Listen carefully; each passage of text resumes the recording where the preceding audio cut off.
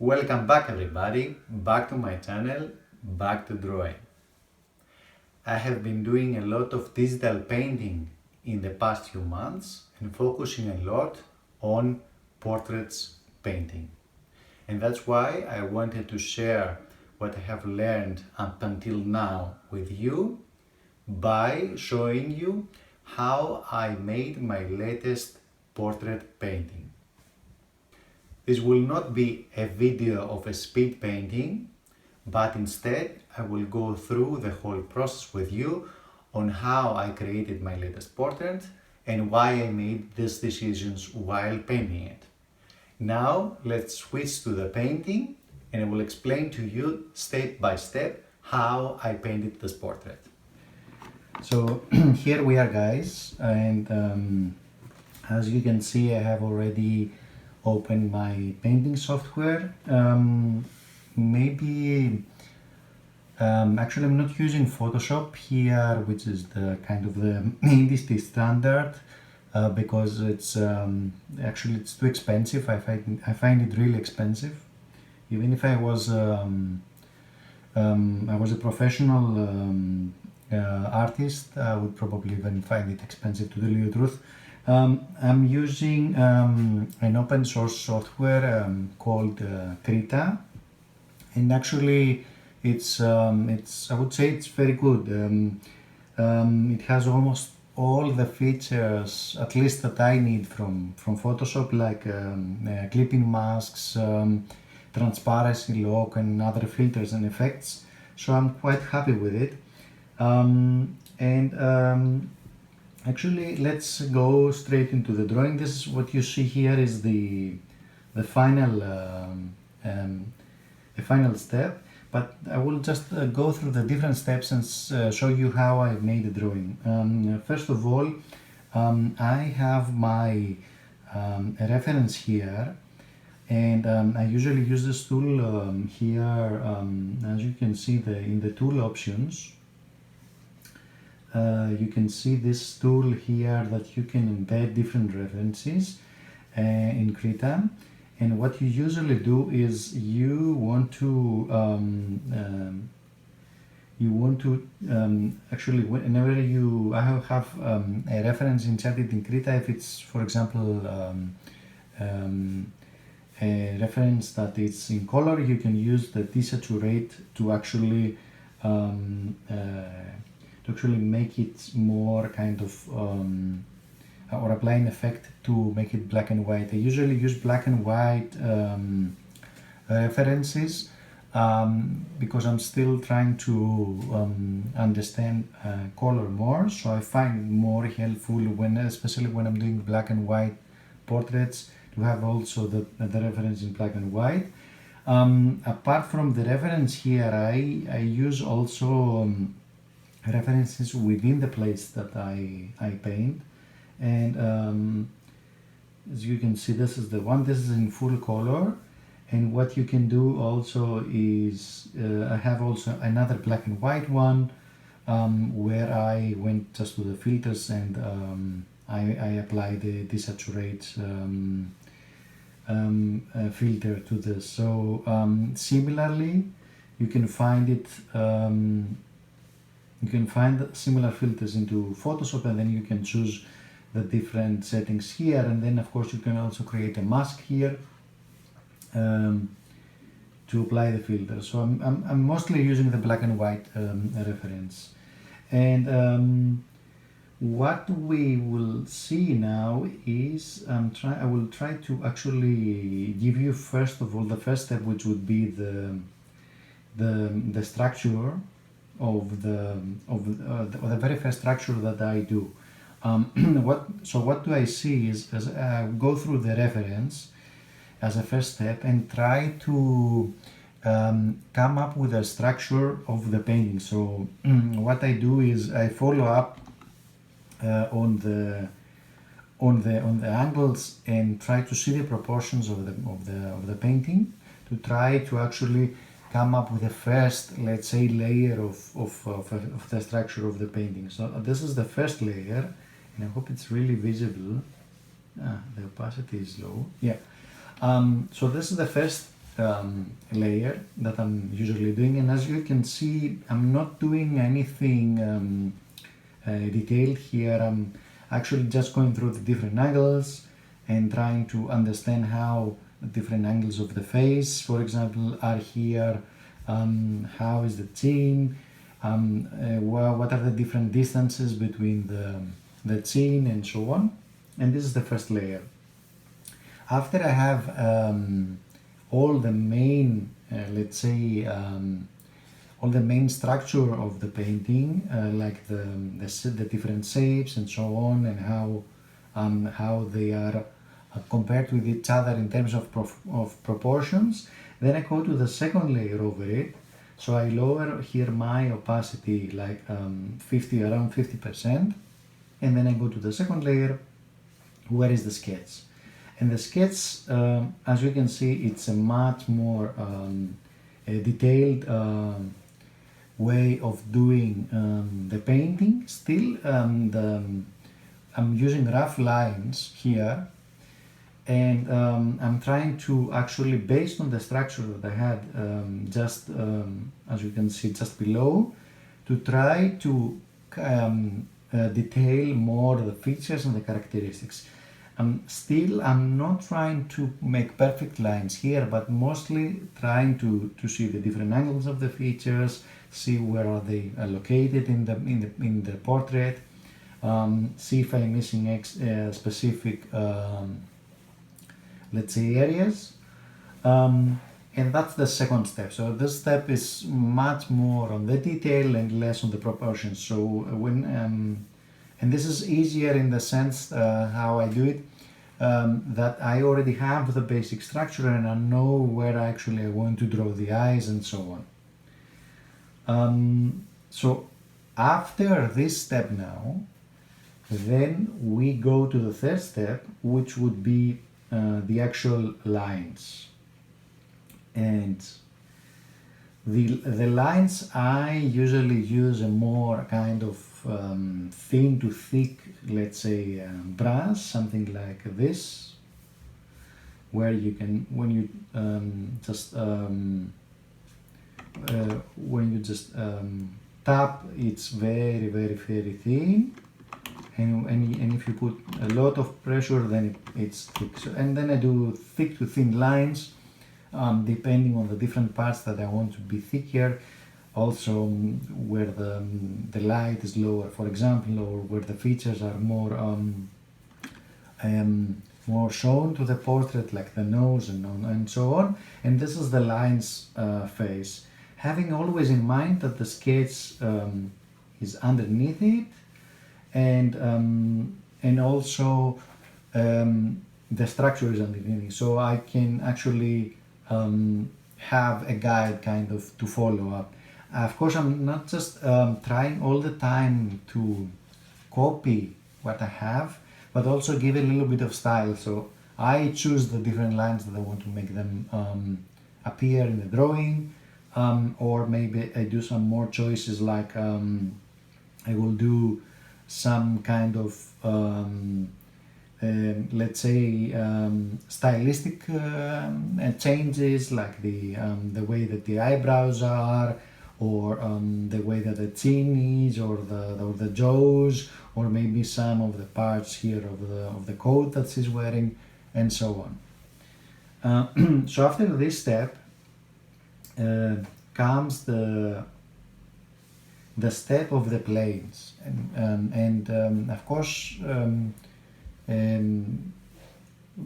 that the planes of the head, and in general the planes of the shadows are really important in terms of shadowing. So I want to, after the lines, I want to identify, for example, where are the different shadow areas. Like, for example, in this, here on the left, you see there's a shadow come here and here. There is a shadow here in this area. There's a shadow in her face, and so on. But also kind of following the planes of the head. So what I mean by this is, if you have seen the Azaro head, and if you have studied the Azaro head, there are different planes of the head, and they behave differently to the light. For example, here forehead here is in light, it has a highlight, but it's not all about the forehead. There is another plane here, here and here. There are planes in the side of the face, for example.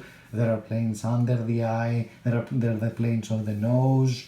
There are the planes of the mouth, and so on. Having all this mind, I try to come up with lines where the planes are divided, so I know when I'm doing the shadows and the shades, how different I want to go with the shadows, because it's really important when you do shadowing, you actually have in mind how your brushes should be, in which direction, and also until when they should be, and how the different planes play with each other. Because the whole idea is before you even go into details like the anatomy, like for example, maybe she has a more bigger bone here in her jaw. You need to have an understanding of how this plane is reacting to the light. So if the light, for example, in this portrait, is coming like head on, but also a little bit to the right. That's why you see her left side here actually to be more in a shadow area than in the light. So you will need to understand that there is a plane here under the chin that goes in this way down, and then you need to shadow. You need to have either a more strong brush, right, like this, and then you do like that, for example.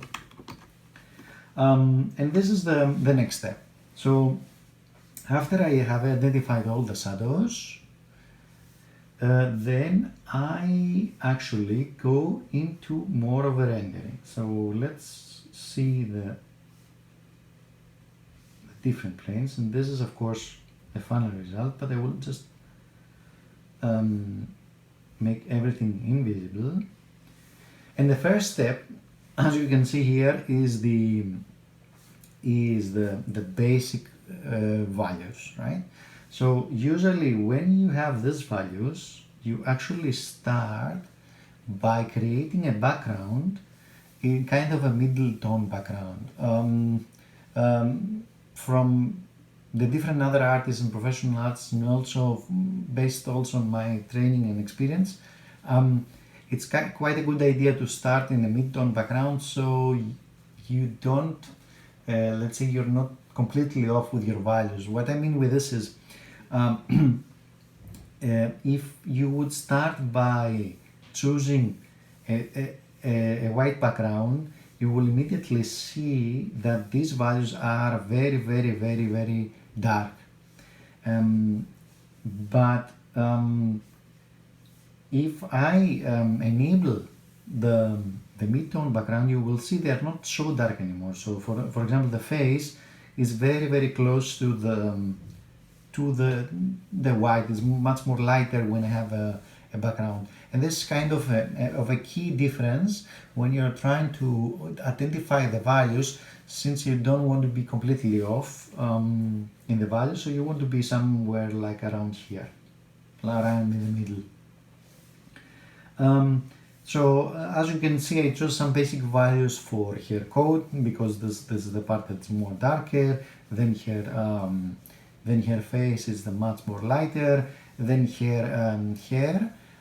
Take notice here that I didn't choose immediately black, even though the hair are actually a lot more dark than here, because if you choose black, you cannot go darker, and then you would have a lot of trouble communicating the different shades of the lights you see here and so on. And of course, these are the small, let's say, details like the shoulders of the coat, for example, and then you need to also give some different values in the characteristics. After this step, then the basic next step is to try to identify the shadows in your painting. And as you can see, this is the final result here. What I do is I create a clipping mask of the local values and I start painting on it. Usually I will either use just a normal layer for the first layer of shadows or a multiplier layer, as it is in this case.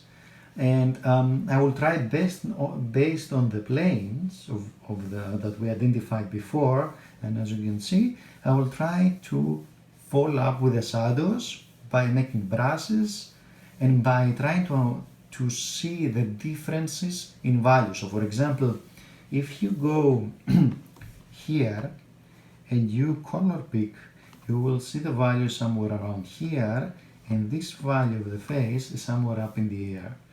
And if I color pick again here and here, you will see there is also a great difference between the two of them. So you need to, as much as possible, to catch this difference between the values so you can have kind of a similar behavior between the painting and the reference. But of course, I'm not doing a true realism here, so I wanted to give it my own style. Usually I tend to paint a little bit darker and also to stylize a little bit of the stuff, so it's also kind of a matter of how you interpret the painting as an artist, right? Having this in mind and having all the shadows, and you usually paint the shadows most of the times with a hard edge brush and sometimes with a soft edge brush. I'm sorry, but I'm not using at all the airbrush because it really doesn't give you much any benefit, actually, to tell you the truth at this stage. Then I go and create several layers of darker shadows. As you see in this layer, I went through the hair and did a lot of shadows, and I used a lot of black to try to emulate here the hair. Then a little bit more rendering of shadows in the hair, and a little bit more because the hair were significantly black, so I wanted to give it a lot of 3D effects. So the main light, as you can see here in the painting, and the planes are actually also on the hair, because also hair have planes. Maybe I can remove also the lines, so you see the planes. These are the planes, right? And even in the different, and you try to identify the different planes. Sorry. Go back to where we were. Still having a lot of rendering in the hair and slowly in the coat, and finally this is the final layer of the rendering of the shadows, along with dark shadows, some casting shadows here. And whenever there is no light, pretty much like this areas that we have. Then after having this different layers, this different multiplier layers done, then I go to the lights, and this is the first let's say layer of lights, where I usually use either again a normal or a color dots layer, and I go through the different areas that I see the lights, having in mind always the plane. So I know, for example, in this plane there is light, a lot of light. I know there is light here in this plane. I know there is light here in this plane. I know there is light here in this plane. I know these planes are a little bit lighter, and so on. After I'm finished with the lights, and you can see if I make it enabled and disabled, you see the difference even in the code. Let's see where's. Then I go to the highlights. And usually with the highlights, I want to focus very much on this highlights, on her nose and on the eyes. Where I did this time, actually I did them in a completely different layer, and you will see it right now. So this is the eyes here as a first layer, and these are the highlights of the eyes as a second layer. And having done this, pretty much with these 4 layers, which I usually create much more layers while I'm working, then I merge them down. I have almost all the rendering done. So as you can see already, we are kind of in the final phase, right? And as a second phase is, since I have the originally have the lines above the rendering, what I will do is I will create a copy of my lines, right? And then I will try to start merging the different lines together, so I can give it a more of a realistic feel. First I will paint them in more colors matching the different shadows that they have, and depending on the values, so that you can see the as you can see the lines here are completely black, right? Let me show you here. The lines here are completely black, right? But if I show you these lines now, they are not exactly black. They are a little bit more on the side of the grays and so on, just to merge a little bit more with the painting. Then we go on, with that's why also lock transparency and paint over the lines. Then we go forward with what we have right now, and we create another layer, where is the merge of all the visible layers before, and having this, I'm doing this while, because I want to keep a kind of a copy of what I've done until now, because I may be deciding in the middle of rendering the final result to actually make some changes on it. And from here on, pretty much it's all details, actually. It's all detailing a little bit the hair, cutting away parts of the hair to make them more kind of hair-like, seeing the different details, if I'm missing something or if I want to put some kind of details more like the freckles that I did in the end, and so on. And here you can see that I did also the freckles, yeah. And then after this part, I actually add my signature here, and I do create another layer, actually. So let's just hide all the other stuff, right? And hide everything, and I create another layer where I do some more, a little bit more of applying some filters, like you see here, for example, there is a small kind of blurring in this area, because I wanted the focus to be on her face. And if here is also the final result, what I do just before I export it for uploading to the different social media. Especially for this one, I did one more step where I did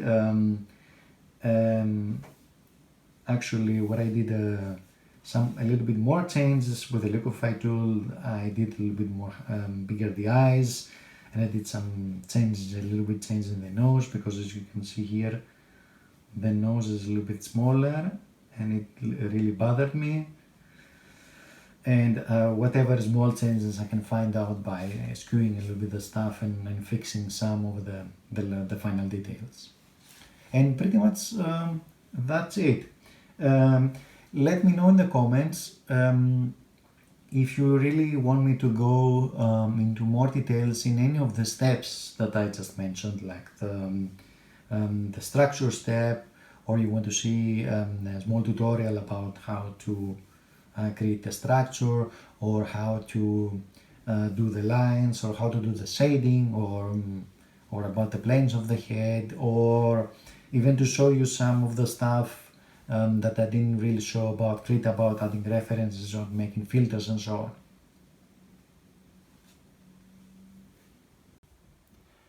And this was the explanation of how I painted this final portrait. Let me know how you found this video in the comments, and of course leave a like and subscribe to the channel. See you in the next video next time. Bye!